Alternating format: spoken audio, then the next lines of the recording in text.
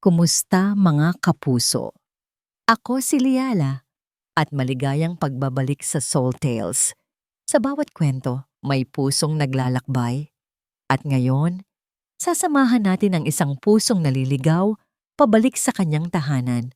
Sabi nila, ang pinakamabigat na dalhin ay hindi ang mga problema, kundi ang pagsisisi. Paano kung ang tagumpay na inaakala mong para sa iyong pamilya ay siya palang unti-unting lumalason dito?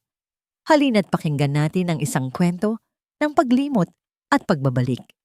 Sige na iho, kunin mo na, kahit magkano lang. Ang boses na yon, mahina, nanginginig, puno ng hiya. Kilalang kilala ni Marcelo ang boses na yon. Iyon ang boses na kumakanta sa kanya noong bata pa siya para makatulog. Iyon ang boses na nagdarasal para sa kaligtasan niya tuwing may bagyo. Iyon ang boses ng kanyang ina.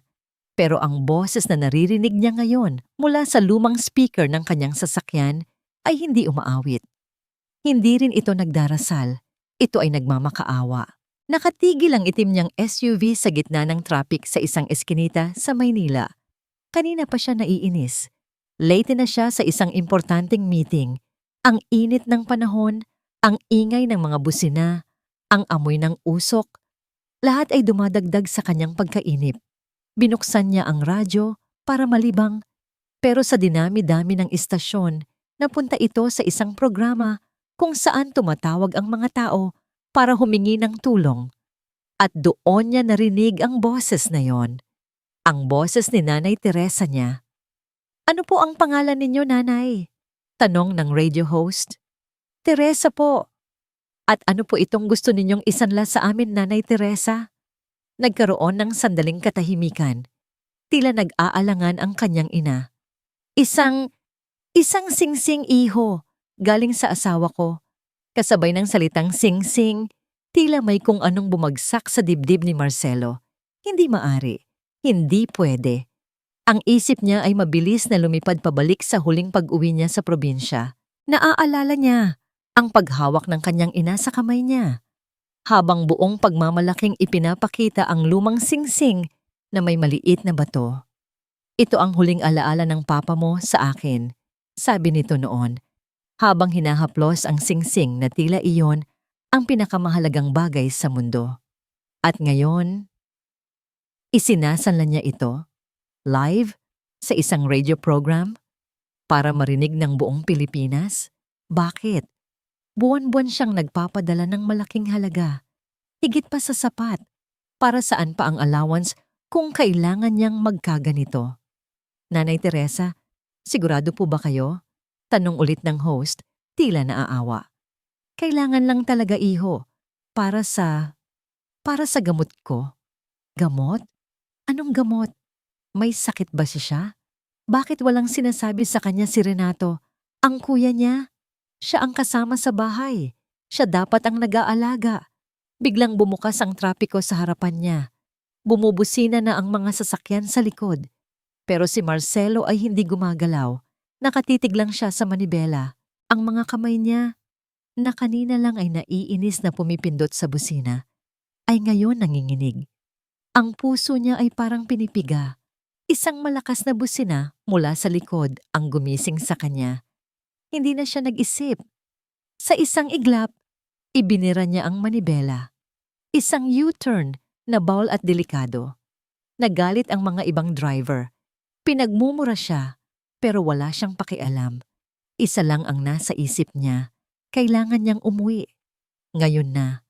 Mabilis niyang kinuha ang kanyang telepono. Hinanap ang pangalan ni Renato. Dialing. Ringing. Ringing. Hindi ito sumasagot. Sinubukan niya ulit. Ringing. Wala pa rin. Sa pangatlong subok, habang papalabas siya ng Maynila at tinatahak ang highway papuntang probinsya, pinatay na ni Renato ang tawag. Ibinato ni Marcelo ang telepono sa passenger seat. Isang malakas na sigaw ng galit at pagkalito ang kumawala sa kanyang lalamunan. Tumingin siya sa GPS ng sasakyan. 3 hours. 3 oras pa bago niya malaman kung bakit ang ina na binibigyan niya ng lahat, ay napilitang isanla ang nag-iisang alaala ng kanyang pag-ibig. Ang 3 oras na biyahe ay parang 3 taon. Bawat kilometro na tinatakbo ng sasakyan ni Marcelo ay napupuno ng mga tanong na walang sagot. Ang boses ng kanyang ina na nagmamakaawa ay paulit-ulit na tumutunog sa kanyang isipan, isang sirang plaka ng pagsisisi at galit. Madilim na nang marating niya ang pamilyar na kalsada papunta sa bahay nila, ang bahay na ipinatayo niya para sa kanila. Ang bahay na dapat ay simbolo ng kanyang tagumpay at pagmamahal. Pero ngayong gabi, habang dahan-dahan niyang ipinapasok ang sasakyan sa garahe, tila may lungkot na bumabalot sa bawat sulok nito. Patay ang mga ilaw, tanging ang liwanag mula sa buwan ang nagbibigay hugis sa mga halaman sa hardin na dati alagang-alaga ni Nanay Teresa. Ngayon, tila napabayaan na. Bumaba si Marcelo ng sasakyan. Ang bawat hakbang ay mabigat. Hindi na siya kumatok. Ginamit niya ang sarili niyang susi at marahang pinihit ang seradura. Pagbukas ng pinto, isang nakakabinging katahimikan ang sumalubong sa kanya. Amoy ng alikabok at luma. "Nay?" Mahina niyang tawag. "Kuya?" Walang sumasagot. Kinapa niya ang switch ng ilaw sa pader. Sa isang pindot, nagliwanag ang sala. At kasabay ng pagliwanag, isang bulto ng tao ang biglang tumayo mula sa sofa. "Marcelo," gulat na sabi ni Renato. Gulo-gulo ang buhok nito, tila kagigising lang. "Anong ginagawa mo dito? Bakit hindi ka man lang nagsabi?" Hindi pinansin ni Marcelo ang tanong. Ang mga mata niya ay naglilibot sa paligid. Hinahanap ang kanyang ina. "Nasaan si nanay?" Matigas niyang tanong. "Nasa kwarto, natutulog na," sagot ni Renato habang papalapit. "Napuyat kagabi, masama ang pakiramdam. Ano bang nangyari? Bakit ka ba tumatawag kanina? Nasa meeting ako." "Meeting?" Sarkastikong ulit ni Marcelo. "Huwag ako, Renato. Alam ko. Narinig ko ang lahat." Nakita ni Marcelo ang pagbabago sa mukha ng kapatid. Ang pagkagulat ay napalitan ng pag-aalala. At pagkatapos ay isang pekeng pagkalma. "Ah, iyon ba?" sabi ni Renato. Sabay kamot sa ulo. "Hay nako, si nanay talaga. Huwag mo nang intindihin yon. Alam mo naman, nagiging makakalimutin na. Minsan, kung ano-ano na lang ang naiisip gawin." "Makakalimutin?" Di makapaniwalang tanong ni Marcelo. "Narinig ko siya, kuya. Nagmamakaawa siya para maisanla ang singsing ni Papa. Para daw pambili ng gamot. Anong pinagsasabi mo?" "Shhh!" Saway ni Renato, sabay turo sa direksyon ng kwarto ng ina. "Hinaan mo ang boses mo. Baka magising. Ganito kasi iyan." Bumulong ito. "Last week, nawala niya yung 2,000 na iniwan kong pambayad ng kuryente. Nakaipit lang pala sa lumang libro. Minsan naman, akala niya wala na siyang gamot. Kahit kalalagay ko lang sa lalagyan, nag-aalala lang ako na baka mawala niya ang singsing kaya itinago ko. Siguro, akala niya nawawala. Kaya yon, tumawag sa radyo. Pasensya ka na. Dapat sinabi ko sa'yo." Ang paliwanag ni Renato ay simple, practical, at para sa isang taong hindi nakatira dito, maaring kapanipaniwala. Pero may kung anong mali. May hindi tama sa tono ng pananalita niya. "Marcelo, anak, ikaw ba yan?" Ang boses na yon, galing sa likod ni Renato. Doon, nakatayo sa may pintuan ng kanyang kwarto, si Nanay Teresa. Suot ang luma niyang duster. Mas payat siya kaysa sa huling pagkikita nila. Ang mga mata niya ay may bakas ng pagod at takot. "Nay!" Lumapit si Marcelo. Ang galit niya ay biglang napalitan ng awa. Hinawakan niya ang mga kamay nito. Malamig. "Nay, anong nangyari? Bakit? Bakit niyo ginawa iyon?" Yumuko si Teresa. Iniiwasan niya ang mga mata ng anak. Ang mga daliri niya ay Pinaglalaruan ang laylayan ng kanyang duster. Wala iyon, anak. Halos pabulong niyang sabi. Paano pong wala? Giit ni Marcelo. Narinig ko po kayo. Kailangan niyo daw ng pera para sa gamot. Nagkamali lang ako ng tingin. Mabilis na sagot nito. Hindi pa rin tumitingin sa kanya. Akala ko ubos na. Meron pa pala. Pasensya na. Pero yung sing-sing, Nay. Hayaan mo na, anak. Ang apat na salitang yon ay parang isang pader na biglang itinayo sa pagitan nilang dalawa. Simple, pero hindi kayang gibain. Puno ng kahulugan na hindi maintindihan ni Marcelo. Tumingin siya kay Renato na nakatayo sa likod ng ina nila na may nag-aalalang mukha. Tumingin siya pabalik sa kanyang ina na nakayuko pa rin, tila isang batang pinapagalitan. Ang galit na dala niya sa buong biyahe ay unti-unting nauubos, napapalitan ng isang nakakapanghinang pakiramdam. Pagkabigo at pagkalito, bumitaw siya sa pagkakahawak sa ina. Sige po, magpapahinga na ako, sabi niya. Ang boses ay pagod na. Pumasok siya sa dati niyang kwarto. Wala namang nagbago, pero habang nakatayo siya doon, napansin niya ang isang mahabang bitak sa pader malapit sa bintana. Ang bitak na yon na isang taon na niyang ipinapangakong ipapaayos. Nandoon pa rin. Tulad ng lahat ng bagay sa bahay na ito, tila naghihintay sa isang bagay na hindi dumarating. Lumabas siya para magpahangin. Ang lamig ng gabi ay kaiba sa init ng kanyang ulo kanina. Naglakad siya sa tahimik na kalsada ng kanilang barangay. Marcelo, iho! Isang pamilyar na boses ang tumawag sa kanya. Si Aling Nita, ang kapitbahay nila mula pa noong bata siya. Nakaupo ito sa kanyang tumba-tumba sa labas ng bahay. Aling Nita, gabi na po Bati niya. Hinihintay ko lang ang apo ko, sabi nito. Tumingin ito sa kaliwat kanan, tila sinisigurong walang ibang nakakarinig. Pagkatapos ay sumenyas ito sa kanya na lumapit. Marcelo, iho. Bulong nito. Ang boses ay puno ng pag-aalala. May dapat kang malaman tungkol sa mga papeles na pinapirmahan ni Renato sa nanay mo. Ang salitang papeles ay tumama kay Marcelo na parang isang malakas na sampal. Biglang nanlamig ang hangin sa paligid niya. Papeles po, tanong niya. Lumalapit kay Aling Nita. Anong mga papeles? Inilagay ni Aling Nita ang kanyang hintuturo sa kanyang mga labi. Huwag kang maingay, bulong nito. Nakita ko lang, mga 2 buwan na ang nakalipas. May kasamang lalaking nakabarong si Renato pag-uwi. Mukhang abogado. Gabi na noon, kaya nagtaka ko. Ang bawat salita ng matanda ay parang maliliit na karayom na tumutusok sa isipan ni Marcelo. Abogado? Bakit kailangan ni Renato ng abogado sa bahay? Pinuntahan ko ang nanay mo kinabukasan, patuloy ni Aling Nita. Nagdala ako ng almusal. Nakita ko siyang nakaupo sa may bintana. Tulala. Ang sabi niya sa akin, pinapirma daw siya ni Renato ng mga papeles para daw sa pension niya. Para mas madali daw makuha. Ewan ko, iho. Mula nung araw na yon, tila laging malungkot ang nanay mo. Parang may mabigat na dinadala. Nagpasalamat si Marcelo kay Aling Nita. Pilit nang ngumingiti. Pero ang utak niya ay tumatakbo na ng mabilis, pensyon. Bakit kailangang papirmahin si nanay para sa pension?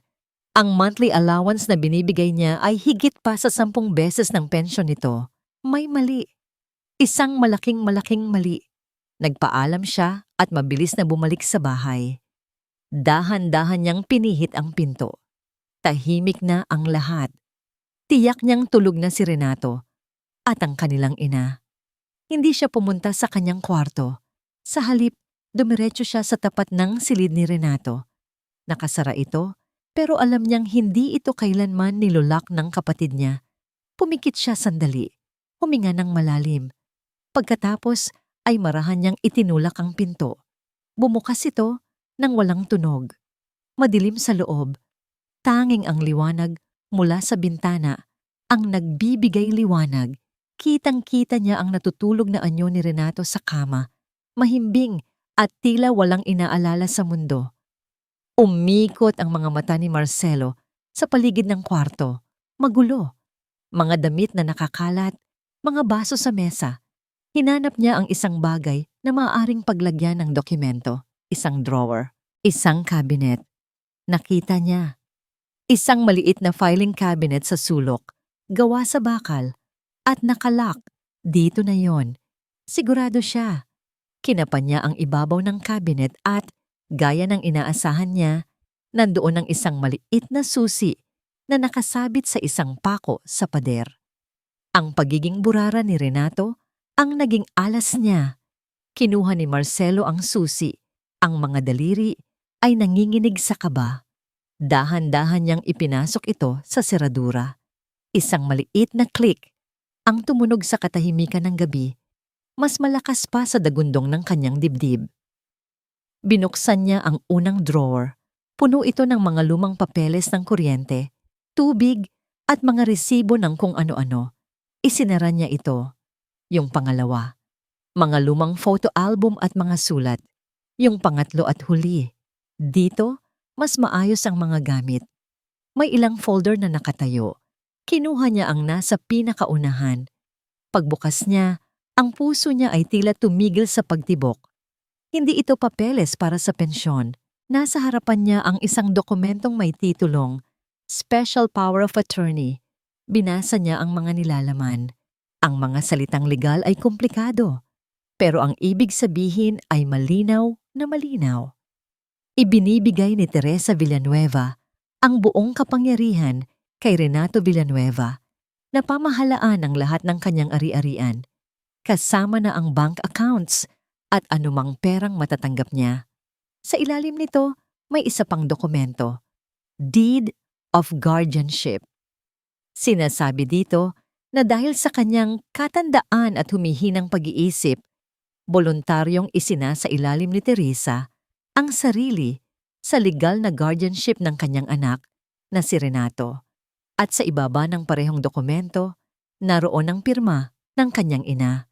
Isang pirma na pamilyar sa kanya, pero ngayon ay tila nanginginig at hindi sigurado.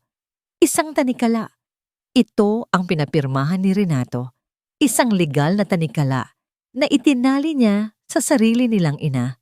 Hindi lang pera ang ninanakaw ni Renato, ninanakaw niya ang kalayaan at dignidad ni nanay. Halos masuka si Marcelo sa galit. Isinara niya ang folder pero may nahulog mula sa loob nito. Isang tumpok ng mga papel na nakatupi. Mga resibo mula sa ATM. Pinulot niya ang mga ito at tiningnan isa-isa.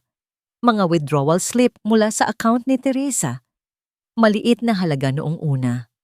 500. 1,000. Pero habang tumatagal, lumalaki. 5,000, 10,000. At hindi lang iyon. Ang mga petsa at oras ng withdrawal ay kadalasang hating gabi o madaling araw. At ang lokasyon ng mga ATM, lahat ay malapit sa mga cockpit arena, maliliit na casino, at mga bar sa kabilang bayan. Ito ang dahilan. Ang allowance na pinapadala niya buwan-buwan ay hindi napupunta sa gamot o pagkain. Napupunta ito sa sugal at bisyo ni Renato. Nanginig ang mga kamay ni Marcelo habang hawak ang mga resibo. Ang lahat ng kasinungalingan ay nagkaroon ng katibayan. Ang bawat pagtatakip ni nanay ay nagkaroon ng dahilan.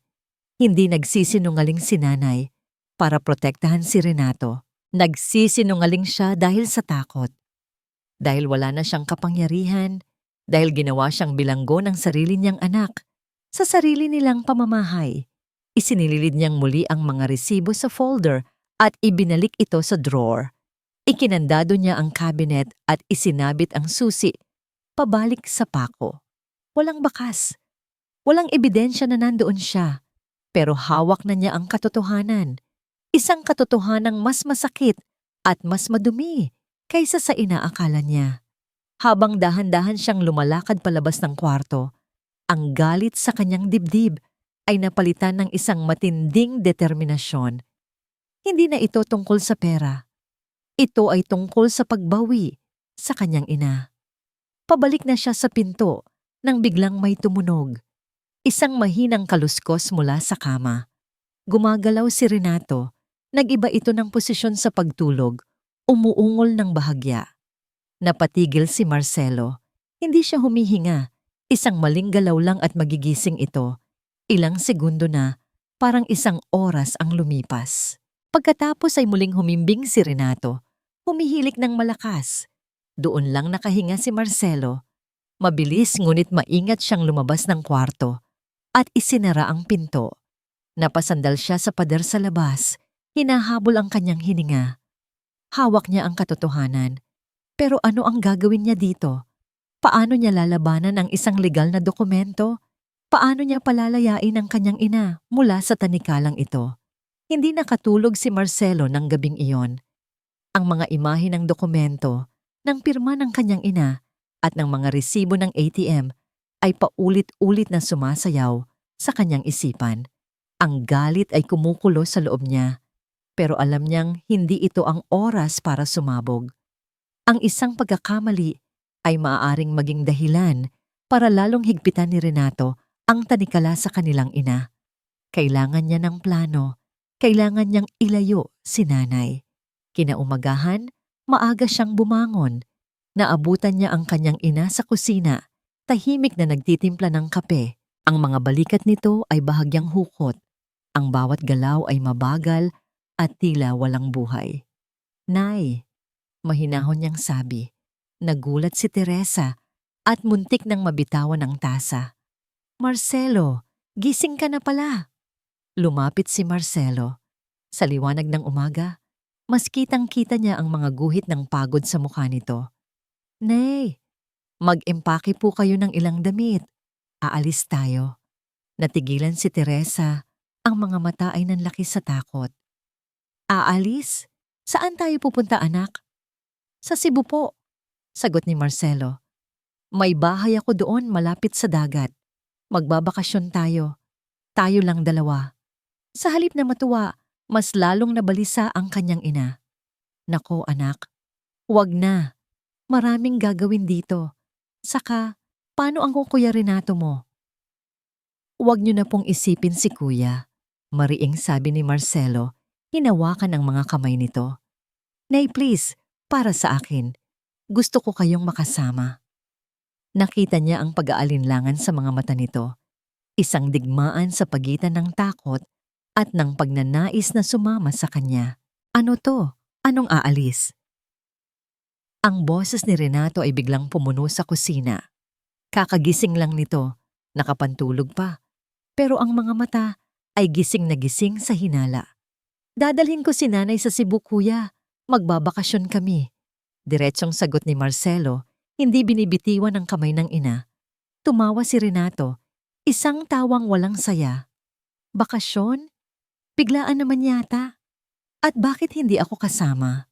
"Marcelo, ano na namang drama ito eh?" "Hindi ito drama," matigas na sabi ni Marcelo. "Karapatan kong isama ang nanay ko." "Talaga ba?" hamon ni Renato. At may kinuha ito mula sa bulsa ng kanyang shorts. Isang nakatuping kopya ng Special Power of Attorney. Iwinagayway niya ito sa harap ni Marcelo.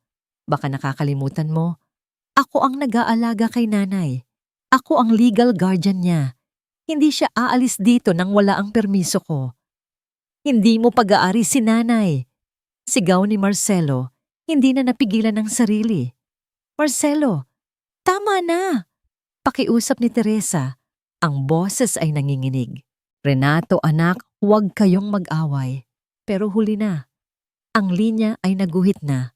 Tumingin si Marcelo sa takot na mukha ng kanyang ina. At sa isang iglap, nagbago ang lahat. Hindi na niya kailangan ng plano. Ang kailangan niya lang ay kumilos. Bumitaw siya sa kamay ni Teresa at humakbang palapit kay Renato. Napaurong ang kapatid niya, nagulat sa biglaang paglapit.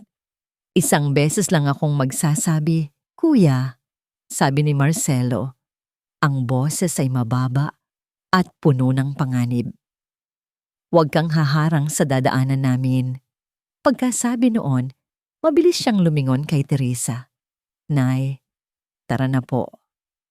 Hindi niya hinintay ang sagot nito. Marahan, pero buong determinasyon niyang inalalaya ng ina, palabas ng kusina, palabas ng bahay. Narinig niya ang mga sigaw at pagmumura ni Renato sa likod nila, pero hindi siya lumingon. Ano to? Kidnapping to. Itatawag ko ang pulis. Marcelo. Ang mga kapitbahay ay nagsilabasan, naguguluhan sa iskandalong nangyayari sa tapat ng bahay ng mga Villanueva.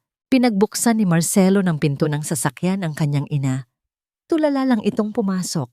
Mabilis siyang umikot papunta sa driver's seat. Habang pinaaandar niya ang makina, nakita niya si Renato na tumatakbo papalapit. Mabilis niyang inatras ang sasakyan. Nagskidi ang mga gulong sa semento. Sa huling sulyap niya sa side mirror, nakita niya si Renato na nakatayo sa gitna ng kalsada. Sumisigaw. Ang muka ay puno ng galit at pagkatalo. Nang nasa highway na sila, doon lang bumalik ang normal na paghinga ni Marcelo. Tumingin siya sa kanyang ina sa tabi niya. Nakatingin lang ito sa labas ng bintana. Tahimik. Sa gitna ng katahimikan, dahan-dahang iniangat ni Marcelo ang nanginginig na kamay ng kanyang ina. Dinala niya ito sa kanyang noo at nagmano. Isang kilos ng paggalang na matagal na niyang hindi ginagawa. Nagulat si Teresa. Tumingin ito sa kanya. At sa unang pagkakataon, mula nang umuwi siya, nakita niya ang luhang namumuo sa mga mata nito. Hindi ito nagsalita. Hinayaan lang niyang tumulo ang mga luha sa kanyang pisngi. Nang nasa daan na sila papuntang airport, biglang nagring ang telepono ni Marcelo. Nakita niya ang pangalan ni Renato sa screen. Pinatay niya ang tawag. Ilang segundo lang, isang text message ang pumasok. Galing pa rin kay Renato. Binuksan ito ni Marcelo. Itutuloy ko ang pagbenta ng bahay. Nasa akin ang karapatan. Ang flight papuntang Cebu ay tahimik. Hindi nagsalita si Teresa at hindi rin siya pinilit ni Marcelo. Nakatingin lang ito sa mga ulap sa labas ng bintana. Ang isip ay tila lumilipad kasama nito, malayo sa kinaupuan. Para kay Marcelo, ang katahimikang yon ay mas mabigat kaysa sa anumang sigaw o sumbat. Ang bahay niya sa Cebu ay isang maliit na bungalow na nakaharap sa dagat.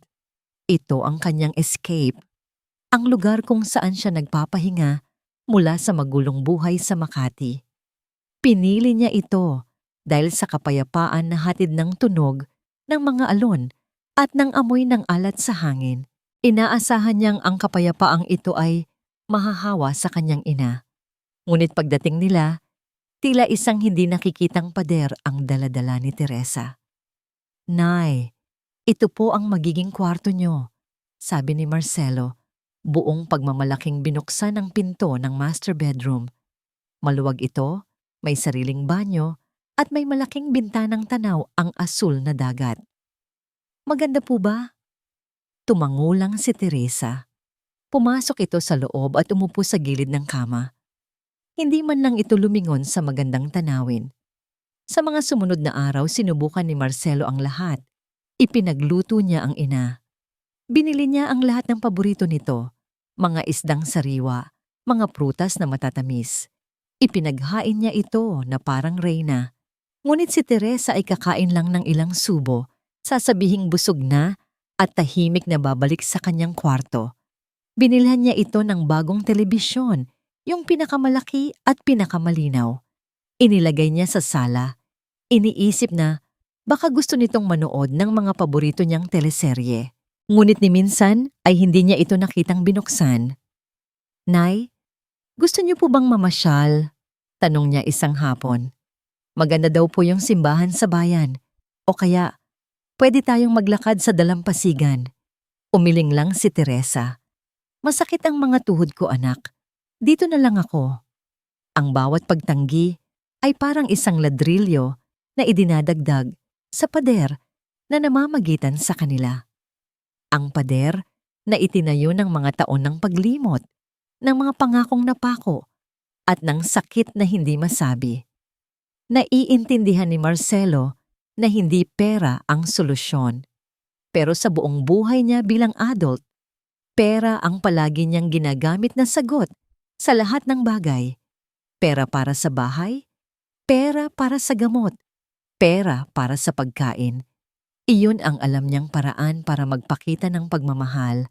Ngayong wala ng silbi ang pera, pakiramdam niya ay inutil siya. Isang gabi, nagluto siya ng isang espesyal na hapunan. Sinigang na hipon, paborito ni nanay.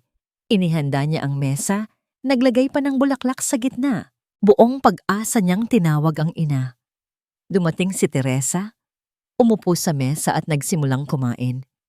Tahimik. Tanging ang tunog ng mga kubyertos ang maririnig. "Masarap po ba, Nay?" tanong ni Marcelo. Hindi na matiis ang katahimikan. "Oo, anak," sagot nito. Hindi nag-aangat ng tingin mula sa kanyang plato. Kumain ito ng 3 subo ng kanin at isang hipon. Pagkatapos ay ibinaba nito ang kanyang kutsara at tinidor. "Tapos na ako," mahina niyang sabi. "Salamat sa pagkain. Medyo masama ang pakiramdam ko, magpapahinga na ako." Bago pa man makasagot si Marcelo, tumayo na ito at naglakad pabalik sa kanyang kwarto. Ang pinto ay marahang nagsara sa likuran nito. Naiwan si Marcelo na mag-isa. Nakatitig siya sa mesa na puno ng pagkain. Ang masarap na amoy ng sinigang ay tila naging mapait. Ang ganda ng ayos ng mesa ay tila isang pangungutya. Napasabunot siya sa kanyang buhok. Tumayo siya at sinipa ang isang upuan sa sobrang inis sa sarili niya. Ano pa ba ang kailangan niyang gawin? Bakit ayaw nitong magsalita? Hindi ba nito nakikita na sinusubukan niya? Hindi ba nito nararamdaman na nagsisisi na siya? Ang bawat oras ng pananahimik ni Teresa ay isang parusa, isang paalala ng kanyang pagkukulang. Kinuha niya ang kanyang telepono. Tiningnan niya ang text ni Renato. "Itutuloy ko ang pagbenta ng bahay." Ang isa pang problemang kailangan niyang harapin. Pakiramdam niya ay nalulunod siya. Idininial niya ang numero ng kanyang boss sa Makati. "Hello, sir? Marcelo, ano? Kailan ka babalik? Hinahanap ka na ng kliyente." Huminga ng malalim si Marcelo. Tumingin siya sa saradong pinto ng kwarto ng kanyang ina. Pagkatapos ay sa labas, sa madilim na hardin na napabayaan sa likod bahay. "Boss," sabi niya. Ang boses ay basag. "I need a longer leave. I do not know when I'll be back." Hindi na niya hinintay ang sagot. Pinatay niya ang tawag at ibinagsak ang telepono sa mesa. Lumabas siya sa likod bahay. Ang hangin mula sa dagat ay malamig. Pero hindi nito kayang palamigin ang apoy ng pagkabigo sa kanyang dibdib. Tumingin siya sa paligid. Ang damo ay mataas. Ang mga halaman ay tuyot. Isang hardin na puno ng potensyal, pero ngayon ay isang larawan ng pagpapabaya. Parang siya. Parang ang relasyon nila ni nanay. Umupo siya sa isang lumang bangko na gawa sa kawayan. Ipinatong ang kanyang mga siko sa kanyang tuhod at isinubsob ang kanyang mukha sa kanyang mga palad. Sa unang pagkakataon, sa loob ng maraming taon, naramdaman ni Marcelo Villanueva, ang matagumpay na marketing director, na siya ay talunan at ganap na nawawala. Kinabukasan, hindi alam ni Marcelo kung ano ang gagawin. Ang ideya na harapin ang isa na namang araw ng nakabibinging katahimikan ay halos hindi niya makaya. Ayaw niyang manatili sa loob ng bahay. Pakiramdam niya ay lulunukin siya ng mga pader nito. Kaya't lumabas siya sa likod bahay. Walang anumang plano. Sinimulan niyang bunutin ang matataas na damo gamit ang kanyang mga kamay. Matitigas ang mga ugat. Magaspang ang mga dahon na humihiwa sa kanyang balat. Pero hindi niya ininda. Ang pisikal na sakit ay isang welcome distraction mula sa sakit sa loob ng kanyang dibdib. Nang mapagod ang kanyang mga kamay, naghahanap siya ng gamit. Nakakita siya ng isang lumang itak sa bodega. Sinimulan niyang tabasin ang mga tuyong sanga at mga baging na gumagapang sa pader. Pawis, hingal, sakit ng katawan. Iyon lang ang iniisip niya. Ang bawat paghampas ng itak ay parang paglabas ng kanyang frustrasyon. Ang bawat bunot ng damo ay parang pag-alis ng isang piraso ng kanyang pagkakasala. Hindi niya namalayan ng oras. Ang araw ay tumaas na sa kalangitan. Ang sikat nito ay nakakapasong init. Pero hindi siya tumigil. Basang-basa na ng pawis ang kanyang damit. Ang kanyang malinis na kamay, na sanay lang sa paghawak ng ballpen at laptop, ay puno na ng lupa at mga gasgas. Mula sa bintana ng kanyang kwarto, tahimik na nanonood si Teresa. Nakita niya ang kanyang anak, ang kanyang Don Marcelo, na laging naka-Amerikana at makintab ang sapatos, na ngayon ay nakalubog sa putik at dumi. Nakita niya ang determinasyon sa bawat galaw nito. Nakita niya ang pagod sa mga balikat nito. Hindi ito nagtatrabaho sa hardin para pagandahin ito. Nagpaparusa ito sa sarili. Naramdaman niya ang isang pamilyar na kirot sa kanyang puso. Ang kirot na nararamdaman ng isang ina kapag nakikita niyang nasasaktan ng kanyang anak, kahit pa ito ang dahilan ng kanyang sariling sakit. Nagpatuloy si Marcelo hanggang tanghali. Nang halos maubos na ang lahat ng damo sa isang bahagi ng hardin, doon lang siya huminto. Napaupo siya sa lupa, sumandal sa pader, at huminga ng malalim. Ang buong katawan niya ay sumasakit. Pero sa kauna-unahang pagkakataon, sa loob ng ilang araw, ang isip niya ay bahagyang payapa. Nakatitig lang siya sa kawalan, sa dagat na kumikinang sa di kalayuan. Ilang sandali pa, narinig niya ang marahang pagbukas ng pinto sa likod bahay. Hindi niya inaasahan, kaya hindi siya lumingon. Baka isa lang sa mga kapitbahay. Ngunit may isang anino ang tumama sa kanya. Pagtingala niya, nakita niya si Nanay Teresa niya. Nakatayo sa tabi niya, may hawak na baso sa isang kamay at isang maliit na puting tuwalya sa kabila. Hindi ito nagsalita. Inabot lang nito sa kanya ang baso. Malamig na tubig. Tinanggap ito ni Marcelo. Uminom siya. Pakiramdam niya ay iyon ang pinakamasarap na tubig na nainom niya sa buong buhay niya. Pagkatapos, inabot nito ang tuwalya. Kinuha niya ito at ipinunas sa kanyang pawisang muka at leeg. Nagtagal sila sa ganoong posisyon. Siya nakaupo sa lupa, marumi at pagod. At siya nakatayo sa tabi niya, tahimik at nagmamasid. Walang salitang namutawi sa kanilang mga bibig. Pero sa sandaling iyon, sa ilalim ng tirik na araw, sa gitna ng isang napabayaang hardin, naramdaman ni Marcelo na may nagbago. Ang makapal na pader na namamagitan sa kanila ay hindi gumuho, pero tila may isang maliit na butas na nagsimulang mabuo. Isang butas na kayang daanan ng isang basong tubig at ng isang malinis na tuwalya. Tumayo si Teresa at bumalik sa loob ng bahay. Sinundan siya ng tingin ni Marcelo hanggang sa magsara ang pinto. Ipinagpatuloy niya ang paglilinis hanggang dapit hapon. Kinagabihan, pagod na pagod siyang pumasok sa bahay para maligo. Pagkatapos, dumiretso siya sa kusina para maghanda ng kahit anong madaling lutuin. Pero pagdating niya, naamoy niya, amoy ng sinaing. Sa ibabaw ng mesa, may nakahain ng 2 plato, 2 pares ng kubyertos at isang mangkok ng mainit na kanin. Sa gitna, may isang maliit na platito ng pritong isda at kamatis. Simple. Pero para kay Marcelo, iyon ay isang handaan. Nang umagang yon, paggising ni Marcelo, masakit pa rin ang kanyang buong katawan. Pero gumaan ang kanyang pakiramdam. Nagtimpla siya ng kape at lumabas ulit sa hardin para tingnan ang kanyang pinagpaguran. At doon, sa ibabaw ng isang malaking bato na malapit sa kinaupuan niya kahapon, may isang bagay na nakalagay. Isang maliit, kulay kayumangging pakete ng buto. Buto ng kangkong.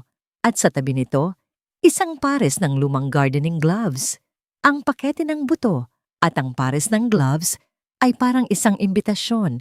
Isang paanyayang walang salita. Agad na naintindihan ni Marcelo ang ibig sabihin nito. Hindi lang pala paglilinis ang gagawin nila. Magtatanim sila. Suot ang gloves. Sinimulan niyang bungkalin ang lupa gamit ang isang lumang pala na nakita niya sa bodega. Matigas ang lupa, tuyo, dahil sa matagal na pagkakababad sa araw. Kinailangan niya ng lakas para bumaon ang pala.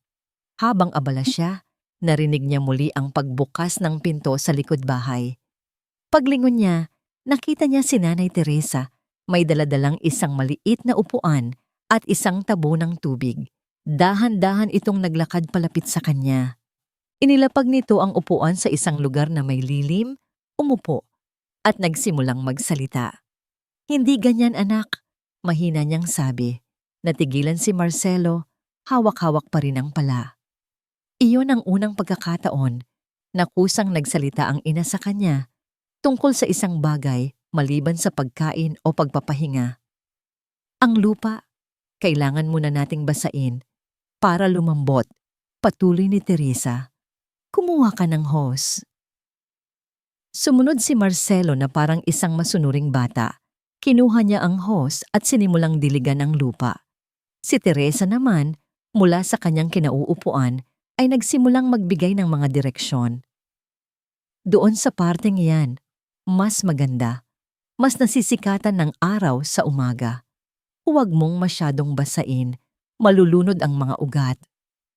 Kapag nagbungkal ka, siguraduhin mong walang mga bato." Sa mga sumunod na araw, iyon ang naging kanilang ritual. Sa umaga, pagkatapos ng kape, lalabas sila sa hardin. Si Marcelo ang tagagawa ng mga mabibigat na gawain, ang magbubungkal, ang magbubuhat ng lupa. Si Teresa naman ang manager, ang tagapagturo. Sa una, puro tungkol lang sa paghahalaman ang kanilang pinag-uusapan. Pero habang ang lupa ay unti-unting lumalambot at nahahanda para sa pagtatanim, ganoon din ang namamagitan sa kanila. "Naalala ko ang papa mo," sabi ni Teresa isang araw, habang pinapanood si Marcelo na gumagawa ng mga plot para sa taniman. Mahilig din yon magtanim. Pechay ang paborito niyang itanim. Ayaw niyang bumibili sa palengke. Mas masarap daw kapag galing sa sarili mong pawis. Ngumiti si Marcelo. "Naalala ko po. Ako po ang tagadilig niya noon." "Oo," tumango si Teresa. May ngiti na rin sa kanyang mga labi. "Pero palagi kang nagrereklamo. Mas gusto mong maglaro ng basketball kasama ng mga kaibigan mo." Nagtawanan sila. Isang mahinang tawa. Pero para kay Marcelo, ang tunog niyon ay mas matamis pa sa anumang musika. Doon nagsimula. Ang mga kwento tungkol sa hardin ay nauwi sa mga kwento tungkol sa nakaraan. Mga kwento tungkol sa kanyang pagkabata, tungkol sa yumaong ama, tungkol sa mga simpleng araw na matagal na niyang kinalimutan.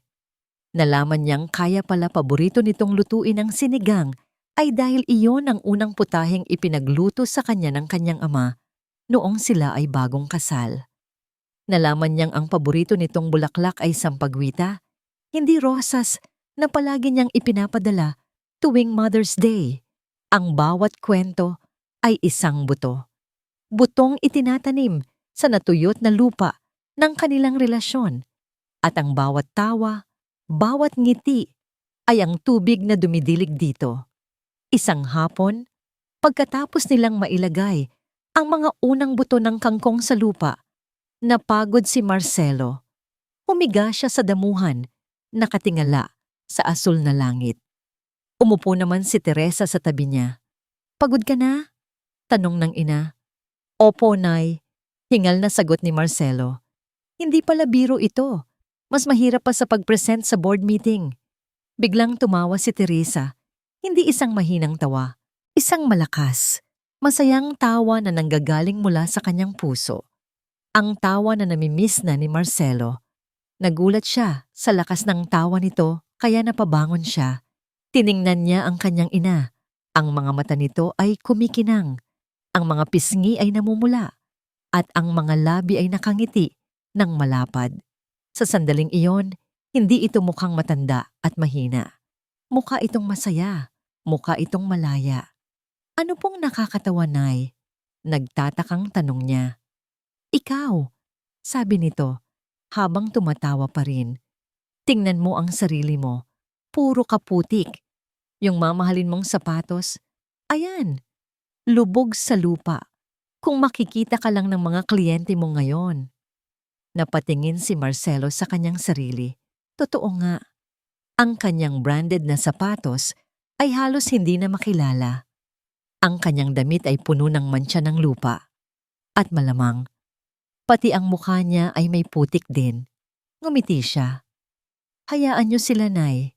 Mas masaya naman ako dito. Tumingin sila sa isa't isa.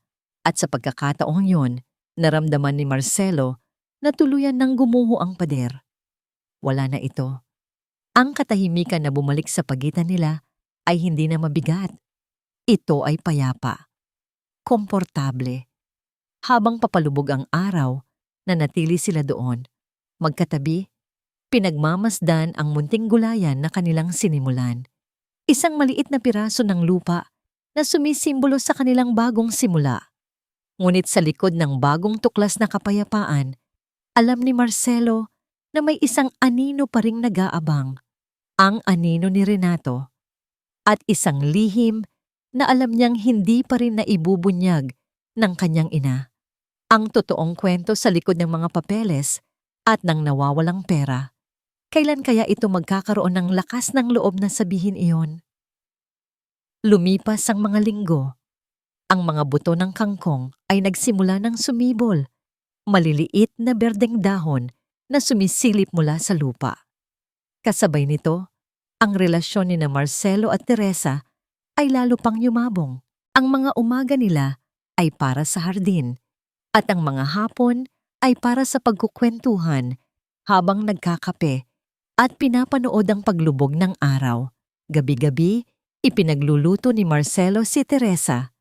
Natutunan niya ang mga sikreto nito sa pagluluto. Kung paano maging mas malinamnam ang adobo, kung paano palambutin ang kare-kare. Sa bawat putahe, may kalakip na kwento. Sa bawat sandok, may kasamang pagmamahal. Unti-unti, bumabalik ang dating sigla ni Teresa. Nagkaroon ng kulay ang kanyang mga pisngi. Ang kanyang mga ngiti ay hindi napilit. Ang kanyang mga tawa ay madalas nang marinig sa loob ng bahay. Nagsimula na rin siyang magtanong tungkol sa trabaho ni Marcelo. Hindi na ito ang dating pilit na pag-uusap.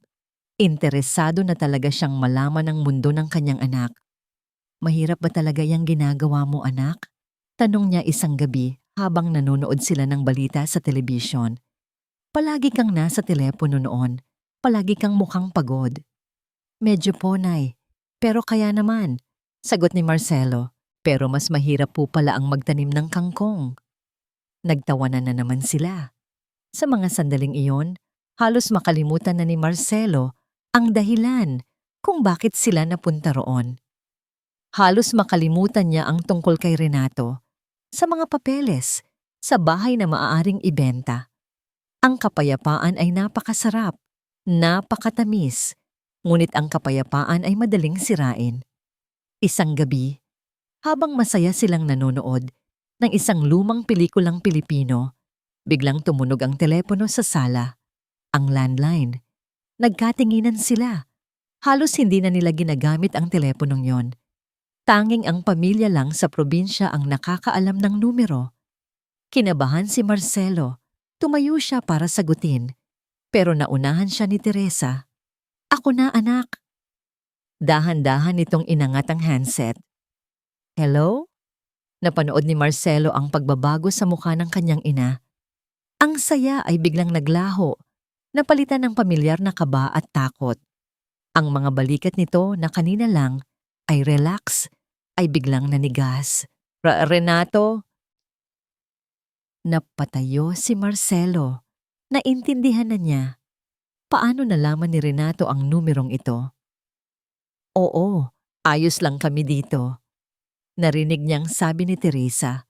Ang boses ay nanginginig. Kumusta ka na, anak? Hindi marinig ni Marcelo ang sinasabi sa kabilang linya, pero nakikita niya ang epekto nito sa kanyang ina. Ang mga daliri nito ay humigpit sa pagkakahawak sa telepono. Ang mga buko ay namuti. Tumango-tango ito. Pagkatapos ay umiling. Pasensya ka na, anak. Wala, wala akong... Lumapit si Marcelo. Sinubukan niyang agawin ang telepono, pero umiling si Teresa. Sumisenyas na huwag. Oo. Sige, mag-iingat ka ha, sabi nito sa wakas, bago marahang ibinaba ang telepono. Pagkababa ng handset na pasandal si Teresa sa pader na parang biglang naubusan ng lakas. Napapikit ito ng mariin. Nay, anong sabi niya? Tanong ni Marcelo, puno ng pag-aalala. Huwag niyong sabihing hiningan na naman niya kayo ng pera? Hindi sumagot si Teresa. Yumuko lang ito. Ang katahimikan na yon ay sapat ng sagot. Ang lahat ng pinaghirapan nila sa loob ng ilang linggo, ang pagtitiwala, ang kapayapaan, ay tila naglaho sa isang iglap dahil sa isang tawag sa telepono. Ang galit ni Marcelo ay bumalik. Mas matindi pa kaysa dati. Hindi pwede to. Hindi na siya titigil. Akma na sanang kukunin ni Marcelo ang sarili niyang telepono para tawagan at murahin si Renato, pero pinigilan siya ng kamay ng kanyang ina. Huwag anak, lalong lalala lang. Pero nay, hanggang kailan tayo magtitiis ng ganito? Hanggang kailan niyo siya pagbibigyan? Sumbat ni Marcelo, hindi na napigilan ang sarili. Nakikita niyo naman ang ginagawa niya. Niloloko niya kayo. Ninanakawan. Napayuko lalo si Teresa. Alam ko. Alam niyo pala, bakit hindi kayo lumalaban? Biglang nag-angat ng tingin si Teresa at sa unang pagkakataon, nakita ni Marcelo ang galit sa mga mata nito. Pero hindi para sa kanya, kundi para sa sitwasyon. Dahil anak ko pa rin siya, Marcelo, at kapatid mo siya. Sabi nito, ang boses ay basag. Anong gusto mong gawin ko? Ipakulong siya? Isuplong sa buong barangay? Anong sasabihin ng mga tao? Ang pamilya Villanueva, wasak-wasak, na ang mga anak ni Teresa, isang magnanakaw at isang... Hindi nito matapos ang sasabihin.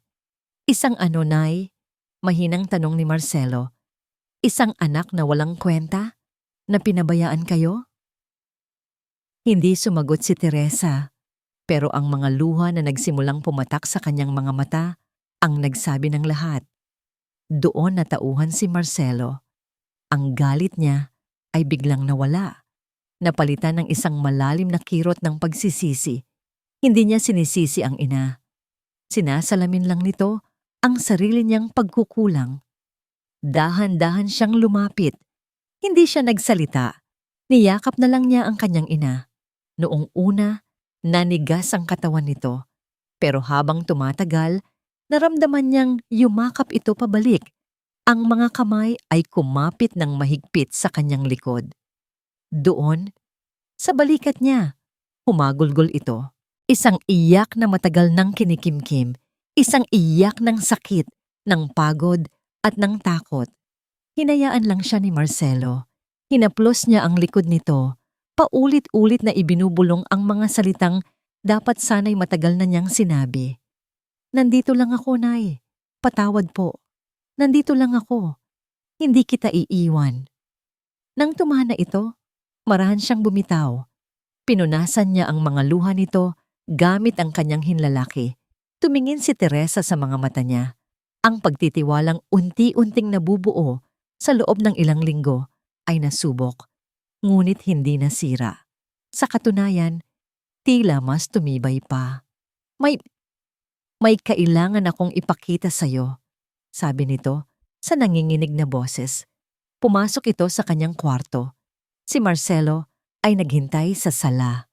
Ang puso ay kumakabog. Pagbalik nito, may dala itong isang maliit na itim na kwaderno. Ang klase na ginagamit ng mga estudyante. Balot ito sa isang plastik na supot para hindi mabasa. Halatang halata na itinago ito ng mabuti sa loob ng mahabang panahon. Nanginginig ang mga kamay nitong iniabot ang kwaderno kay Marcelo. Anak, basahin mo, ito ang lahat. Kinuha ni Marcelo ang kwaderno. Magaan ito sa kanyang mga kamay, ngunit pakiramdam niya ay dala nito ang bigat ng buong mundo. Umupo siya sa sofa. Si Teresa naman ay umupo sa tapat niya. Ang mga kamay ay magkasalikop sa kanyang kandungan. Tila isang testigong naghihintay sa hatol. Dahan-dahan niyang inalis ang plastik na supot. Ang takip ng kwaderno ay luma na. Ang mga gilid ay bahagyang natitiklop. Binuksan niya ito sa unang pahina. Ang sulat kamay ng kanyang ina ang bumungad sa kanya. Isang sulat na pamilyar. Ngunit ngayon ay may bakas ng panginginig at pag-aapurai Mayo 12. Humingi si Renato ng 500, pambili daw ng bigas. Pero pag-uwi niya, amoy alak. Simple, direkta, masakit. Inilipat niya ang pahina. Mayo 20 dumating ang allowance mula kay Marcelo. Sabi ni Renato, 10,000 lang ang padala. Ang sabi niya, baka nagtitipid si Marcelo. Kinuha niya ang 8,000 para daw ibayad sa kuryente at tubig. Napahigpit ang hawak ni Marcelo sa kwaderno. Hindi totoo yun. Buong 30,000 pinapadala niya buwan-buwan. Walang palya.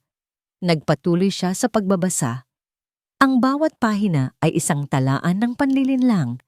Ang bawat entry ay isang patak ng lason. Hunyo 2, sumasakit ang likod ko. Naubos na ang gamot ko sa arthritis. Sabi ni Renato, sa susunod na linggo na lang daw kami bibili. Wala na daw pera. Hunyo 15, pinapirma niya ako ng mga papeles para daw sa pensyon. Nahihilo ako ng araw na yon. May lagnat. Sabi niya, para daw hindi na ako mapagod pumila. Nagtiwala ako. Hulyo 4. Nakita ko ang passbook ko sa ilalim ng kama niya. Wala nang laman. Ang ipon ko para sa emergency. Ubos na. Hindi ito isang simpleng listahan. Ito ay isang diary. Isang talaarawan ng isang inang dahan-dahang tinatanggalan ng lahat. Hindi lang pera, kundi pati na rin ng tiwala at kapayapaan ng isip. Habang binabasa ni Marcelo ang bawat salita, nararamdaman niya ang sakit, ang takot, ang hiya na dinanas ng kanyang ina sa bawat araw na yon. Nalarawan niya ang mga gabing hindi ito makatulog, ang mga araw na nag-iisa ito habang wala si Renato. Narinig niya ang katahimikan sa bahay na yon, isang katahimikang puno ng kasinungalingan. Ang galit niya kay Renato ay lumagpas na sa kung ano ang kaya niyang maramdaman. Hindi na ito simpleng galit. Isa na itong pagnanais na makita itong magbayad sa lahat ng ginawa niya. Pero higit pa sa galit, may isang damdaming mas nangingibabaw. Ang awa at pagmamahal para sa kanyang ina. Ang lakas ng loob nito na itala ang lahat, kahit sa gitna ng takot. Ang pagtitiis nito, hindi dahil sa kahinaan, kundi dahil sa pag-asang baka sakaling magbago pa ang panganay nitong anak. Nakarating siya sa mga huling pahina. Ang mga entry ay mas maikli na, tila isinulat ng palihim. Agosto 10. Sinabi niyang ibebenta daw niya ang bahay kung hindi ako susunod sa gusto niya. Ang bahay na ipinundar ni Marcelo para sa amin. Agosto 8. Nakita ko ang singsing ni Papa sa drawer niya. Akala ko nawawala. Kinuha niya pala. At sa pinakahuling pahina, may isang entry na iba sa lahat. Hindi ito tungkol kay Renato. Hindi ito tungkol sa pera. Panginoon, patawarin niyo po ang anak kong si Renato. Naliligaw lang po siya ng landas. At gabayan niyo po ang anak kong si Marcelo pabalik sa amin. Miss na miss ko na po siya. Pagkabasa nito, hindi na napigilan ni Marcelo. Isang luha ang pumatak mula sa kanyang mata, tumama sa papel, at bahagyang nagpabura sa tinta. Mabilis niya itong pinunasan. Isinara niya ang kwaderno. Ang katahimikan sa sala ay mabigat. Tumingala siya at tiningnan ang kanyang ina. Nakayuko ito. Hinihintay ang kanyang reaksyon. Tumayo si Marcelo. Lumuhod siya sa harapan ni Teresa at hinawakan ang parehong kamay nito. Ang mga kamay na nagsulat ng bawat masakit na salita sa kwadernong yon. Nay, sabi niya, ang boses ay garalgal. Patawarin niyo po ako. Patawarin niyo po ako sa lahat ng pagkukulang ko. Kung naging mas mabuti lang sana akong anak, hindi niyo sana kailangang pagdaanan ang lahat ng ito ng mag-isa. Umiling si Teresa, umiiyak na rin. Wala kang kasalanan, anak. Meron po, Nay. Meron, giit ni Marcelo. Pero ipinapangako ko po sa inyo, babawiin natin ang lahat. Babawiin natin ang para sa inyo. At hinding-hindi ko na po kayo pababayaan ulit. Hinding-hindi na. Hinaplos ni Teresa ang mukha ng kanyang anak. Sa gitna ng kanilang mga luha, may isang bagong liwanag na nabuo sa kanilang mga mata. Hindi na ito takot. Hindi na ito pagsisisi. Ito ay determinasyon. Tumingin si Marcelo ng diretso sa mga mata ng kanyang ina. Hinigpitan niya ang hawak sa mga kamay nito. Pagkatapos ay nagtanong siya ng isang tanong na magtatakda ng kanilang susunod na gagawin. Nay, handa na po ba kayo? Hindi nag-alinlangan si Teresa. Tumango ito ng dahan-dahan, ngunit buong-buo. Isang tango na nagsasabing oo, handa na siyang lumaban. Ang sumunod na umaga ay may ibang simoy ng hangin.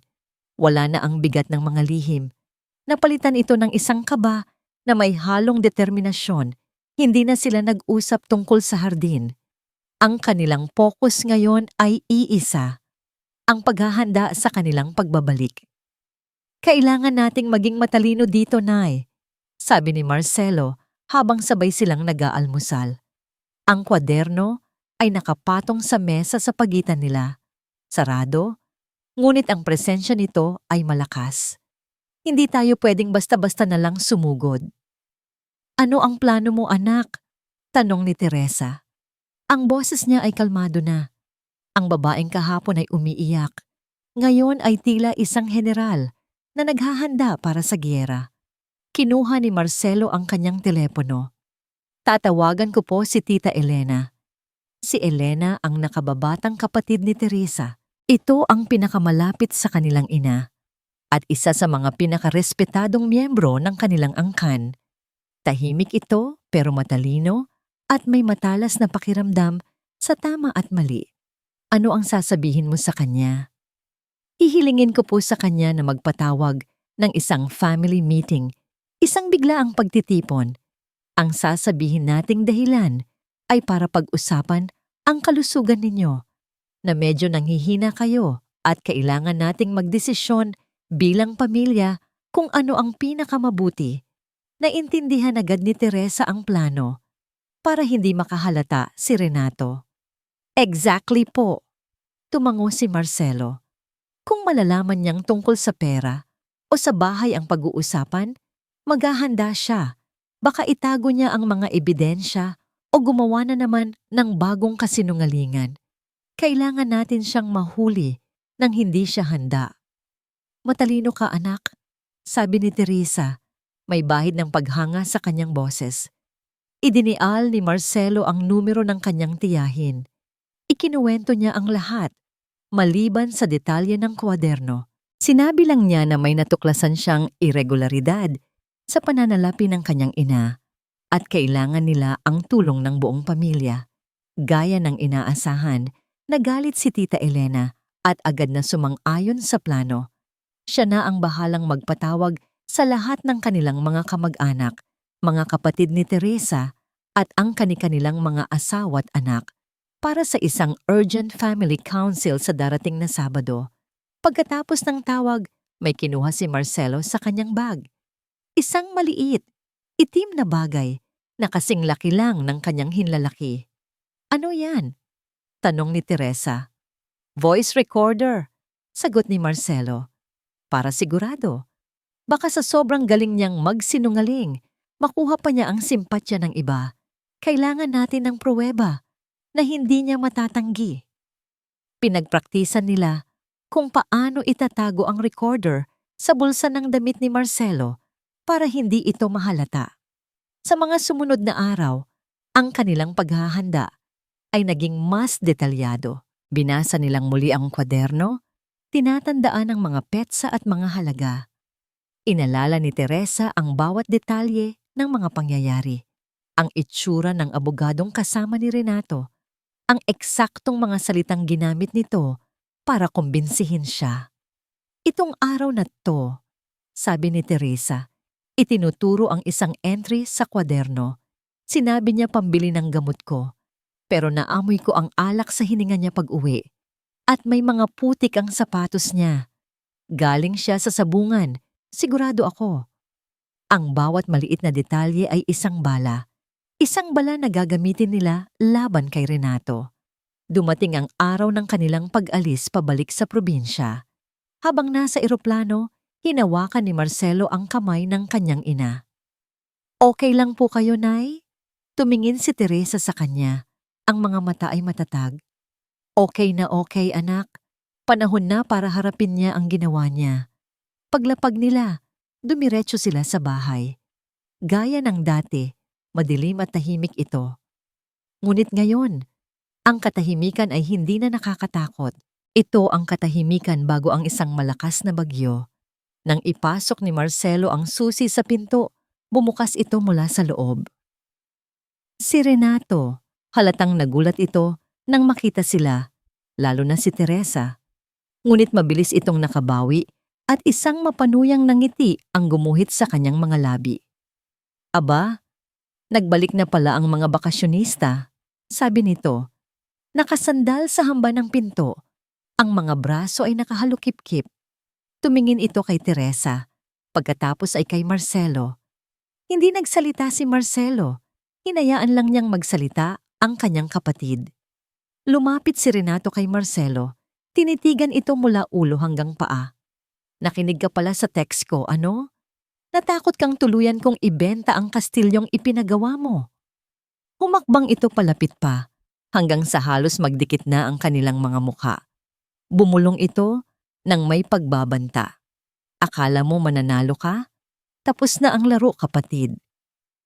Hindi pinansin ni Marcelo ang pagbabanta ni Renato. Sa halip, marahan niyang ginabayan si Teresa papasok ng bahay, tila hindi man lang narinig ang sinabi ng kapatid. Ang pagwawalang bahala na yon ay mas lalong ikinainis ni Renato. Pero wala itong nagawa, kundi ang sundan sila ng masamang tingin. Ang Sabado ay dumating. Simula pa lang ng hapon, isa-isa nang nagsidatingan ang kanilang mga kamag-anak. Ang bahay na sa loob ng maraming buwan ay nababalot ng malungkot na katahimikan ay biglang napuno ng mga boses at pagbabatian. Si Tita Elena ang unang dumating, kasama ang asawa nitong si Tito Romy. Niyakap niya ng mahigpit si Teresa. "Kumusta ka na, ate?" Bulong nito. Ang mga mata ay puno ng pag-aalala. Isang tingin lang sa pagitan nina Elena at Marcelo ay sapat na para malaman nilang nagkakaintindihan sila. Sunod na dumating ang iba pa nilang mga tiyo at tiya. Bawat isa ay may dalang pagkain, gaya ng kinaugalian sa kanilang pamilya. Ang sala ay napuno ng tawanan at kumustahan. Si Renato ang bida. Mabilis niyang isinuot ang maskara ng isang mapagmahal at responsableng anak. Siya ang abalang-abala sa pag-aasikaso. "Tita Tiyo, upo po kayo. Kukuha ko kayo ng maiinom." "Eto, inay, kumain po kayo nitong paborito niyong kutsinta. Pasensya na kayo sa bahay, medyo magulo. Alam niyo na, ako lang mag-isa ang nag-aasikaso sa lahat." Ang bawat salita ay may kasamang parinig. Isang banayad na pag-atake kay Marcelo na tahimik lang na nakaupo sa isang sulok. Napansin ito ng ilan sa kanilang mga kamag-anak. Nakita nila ang isang anak na abala at ang isa naman ay tila walang pakialam.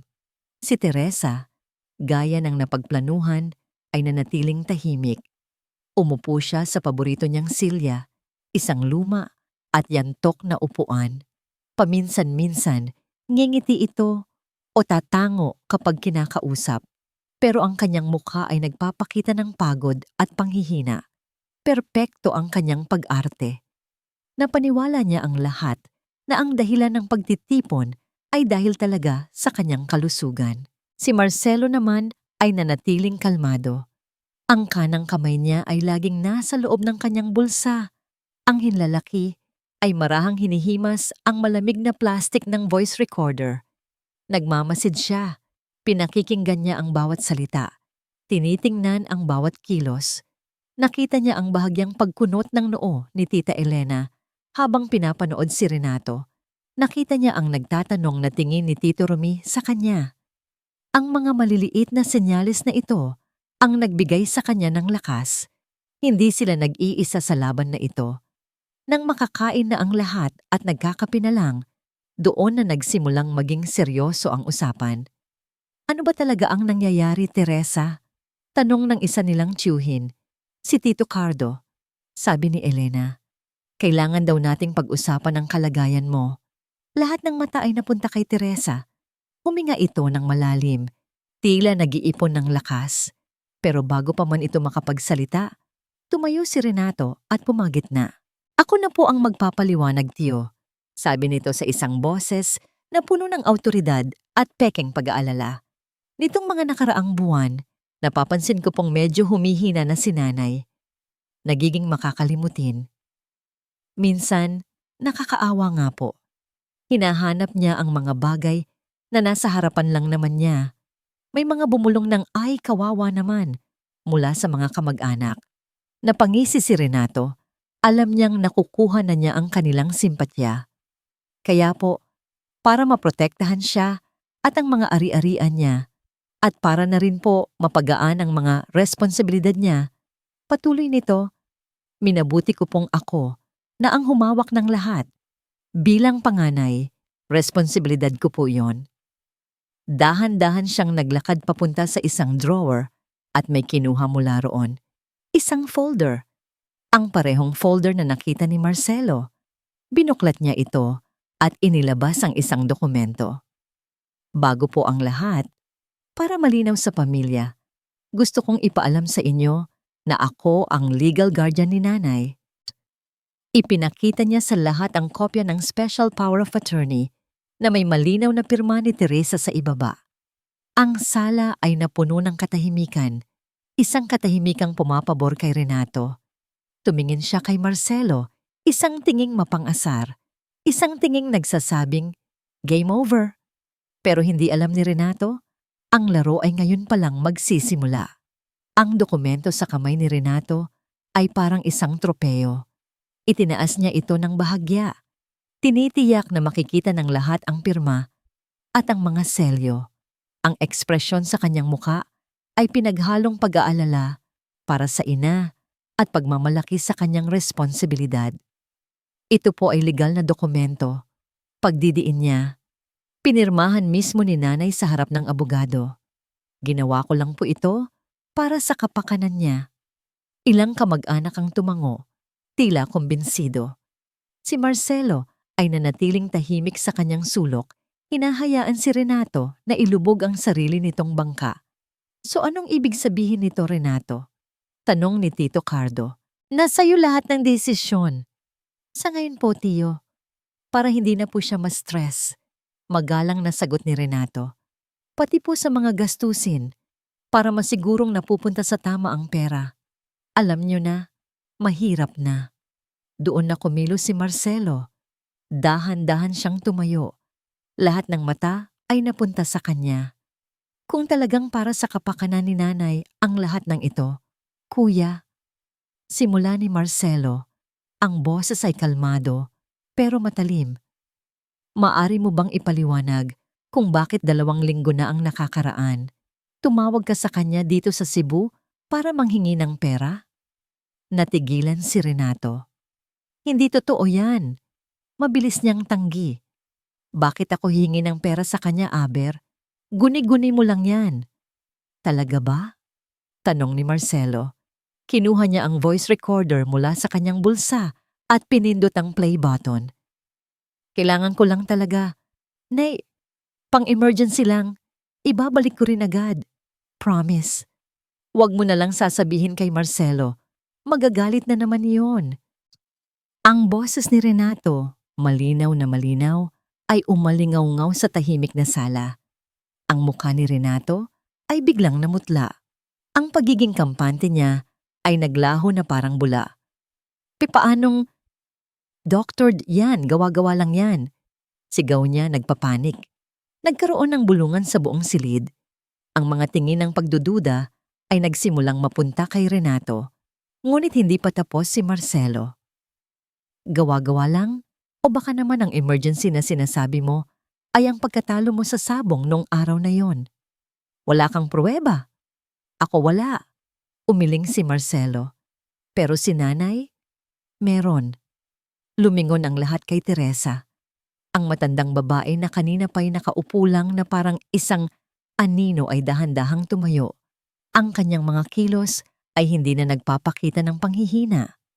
Mayroon itong bigat at dignidad. Naglakad siya papunta sa gitna ng sala. Sa bawat hakbang niya, tila tumatahimik ang buong mundo. Hindi siya tumitingin kay Marcelo o kay Renato. Ang kanyang mga mata ay nakatuon sa kanyang mga kapatid at mga bayaw. Hindi siya umiiyak. Hindi siya sumisigaw. Kalmado niyang inilapag ang maliit na itim na kwaderno sa ibabaw ng center table. Hindi ko na kailangang magpaliwanag, sabi niya sa isang boses na matatag at malinaw. Nandito lahat nakasulat. Ang bawat piso na kinuha niya. Ang bawat kasinungalingan na sinabi niya. Basahin ninyo. Kinuha ni Tita Elena ang kwaderno. Habang binubuklat niya ang mga pahina, kasama ang iba pang mga tiyahin na nakikiusyoso, ang kanilang mga mukha ay nagbago mula sa pagkalito, patungo sa pagkagulat, at sa huli, sa matinding galit. Sinubukang agawin ni Renato ang kwaderno. Mga sulat lang yan ng matandang ulyanin, walang kwenta yan. Ngunit hinarang siya ni Tito Romy. Isang malaking tao si Tito Romy, at isang tingin lang nito ay sapat na para mapaatras si Renato. Basahin mo ng malakas, Elena. Utos nito. At binasa ni Tita Elena. Binasa niya ang tungkol sa nawawalang bigas, sa kuryenteng hindi nabayaran, sa gamot na hindi nabili, sa pensyon na naubos, at sa mga papeles na pinirmahan. Habang nagbabasa si Elena, si Teresa ay nakatayo lang, nakatingin ng diretso kay Renato. Nang matapos ang pagbasa, isang nakabibinging katahimikan ang muling bumalot sa sala. Lahat ng mata, na ngayon ay puno ng pagkamuhi at pandidiri, ay nakatutok kay Renato. Si Renato ay parang isang daga na nakulong. Tumingin siya sa kaliwa, sa kanan, naghahanap ng kakampi, pero wala. Kahit ang mga pinsan niyang dati malapit sa kanya, ay iniiwasan ang kanyang tingin. Doon na nagsalita muli si Teresa, ang huling bala. Lumakad siya palapit kay Renato, hanggang sa magkaharap na sila. Hinawakan niya ang pisngi nito, hindi nang may galit, kundi nang may malalim na lungkot. Anak, sabi niya, ang boses ay basag na sa pighati. Ang singsing na bigay ng papa mo, ang nag-iisang bagay na iniwan niya sa akin, kinuha mo rin. Tumingin siya sa mga mata nito. Anak, sulit ba ang alaala ng papa mo para sa isang gabing pagsusugal? Ang tanong na yon ang tuluyang gumiba kay Renato. Hindi siya makasagot. Ang kanyang mga labi ay nanginginig. Ang kanyang mukha ay namula sa matinding hiya. Bigla siyang bumitaw sa pagkakahawak ng ina. Walang sinabi, walang paalam. Mabilis siyang tumalikod. Naglakad siya, pagkatapos ay tumakbo papalabas ng bahay. Ang mga mata ng buong angkan ay nakasunod sa kanya. Bawat isa ay isang matulis na sibat ng paghuhusga. Narinig nila ang malakas na pagsara ng pinto sa labas. Pagkatapos, katahimikan. Naiwan silang lahat sa loob, nakatayo sa gitna ng mga guho ng isang pamilyang sinira ng kasakiman at kasinungalingan. Si Teresa ay napahawak sa mesa, ang mga tuhod ay biglang nanghina. Agad siyang inalalaya ni Marcelo at ni Tita Elena. Niyakap siya ni Marcelo ng mahigpit. Tapos na po, Nay. Tapos na. Sa wakas, sa gitna ng kanyang pamilya, hinayaan ni Teresa ang kanyang sarili na umiyak. Isang iyak hindi ng pagkatalo, kundi ng paglaya. Lumipas ang 6 na buwan. Ang araw sa Cebu ay sumisikat ng may ibang init, ibang liwanag. Ang hangin mula sa dagat ay hindi na nagdadala ng bigat ng mga lihim, kundi ng amoy ng mga bulaklak at ng bagong tubig na lupa. Sa likod bahay ng maliit na bungalow, ang hardin na dati tigang at puno ng damo ay isa ng munting paraiso. Ang mga plat ng lupa ay maayos na nakalinya. Hitik sa mga lunti ang dahon ng kangkong, pechay, at talbos ng kamote. Sa isang sulok, namumukadkad ang mga bulaklak ng sampagwita. Ang bango nito ay humahalimuyak sa hangin. Si Teresa, suot ang isang simpleng duster at isang salakot, ay abala sa pag-aani ng mga gulay. Ang kanyang mga galaw ay mabilis at sigurado. Wala na ang anino ng panghihina sa kanyang mga balikat. Ang kanyang mukha, bagamat may mga guhit na ng katandaan, ay nagliliwanag sa kapayapaan. "Nay, baka po mapagod kayo niyan," sabi ng isang boses mula sa likuran niya. Lumingon si Teresa at ngumiti. Si Marcelo, nakasuot ng simpleng t-shirt at shorts, ay may dalang isang pitsel ng malamig na tubig at 2 baso. Hindi na ito ang mukhang stress na marketing director mula sa Makati. Ang balat niya ay mas maitim dahil sa araw. Ang kanyang mga braso ay mas matipuno dahil sa pagbubuhat. "Ano ka ba naman, anak? Ito na nga lang ang ehersisyo ko," biro ni Teresa habang tinatanggap ang baso ng tubig. Umupo sila sa isang bangkong kawayan sa ilalim ng isang puno ng mangga. Mula roon, tanaw nila ang kanilang gulayan, ang kanilang ani. "Tumawag nga pala si Tita Elena kanina," sabi ni Marcelo. "Kinukumusta ka?" "Ano ang sabi mo?" "Sabi ko, busy ka. Isa ka ng big-time vegetable supplier," ngiti ni Marcelo. Nagtawanan sila. Pagkatapos ng gabing iyon ng paghuhukom, marami ang nagbago. Hindi na nila binalikan ang bahay sa probinsya. Ipinagkatiwala nila ito kay Tita Elena para asikasuhin. Si Marcelo ay formal nang nag-resign sa kanyang trabaho sa Makati. Ginamit niya ang kanyang mga naipon para simulan ng isang maliit na online marketing consultancy firm. Isang trabahong kaya niyang gawin kahit nasa bahay lang. Hindi na nila pinag-usapan si Renato. Narinig na lang nila mula sa mga kamag-anak na umalis na ito sa probinsya, nagtungo sa Mindanao para daw magbagong buhay. Walang nakakaalam kung totoo. Isang araw, may dumating na sulat para kay Teresa. Walang return address. Pagbukas niya, isang maliit na papel lang ang laman. Galing kay Renato. 3 salita lang ang nakasulat. "Nanay, patawad po." Hindi sumagot si Teresa sa sulat. Hindi rin niya ito itinapon. Itinupi niya ito ng maayos at inilagay sa isang maliit na kahon kung saan nakatago rin ang mga luma niyang litrato. Para sa kanya, iyon ay sapat na. Ang pagpapatawad ay hindi isang malaking selebrasyon. Ito ay isang tahimik na pagtanggap sa puso. "Nay," sabi ni Marcelo, "tandaan niyo pa po ba yung unang araw natin dito? Yung sinigang na niluto ko?" Ngumiti si Teresa. "Oo naman, ang alat noon."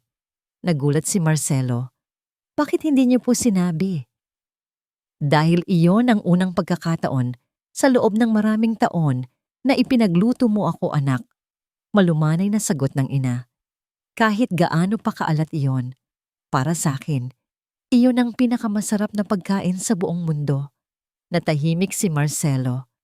Naramdaman niya ang init na namumuo sa kanyang mga mata. Sa simpleng pangungusap na yon, naintindihan niya ang lahat. Ang pag-ibig pala ng isang ina ay may kakayahang gawing matamis ang pinakamaalat na sandali. "Marcelo, tingnan mo," sabi ni Teresa. Itinuturo ang laptop na dinala ng anak sa labas.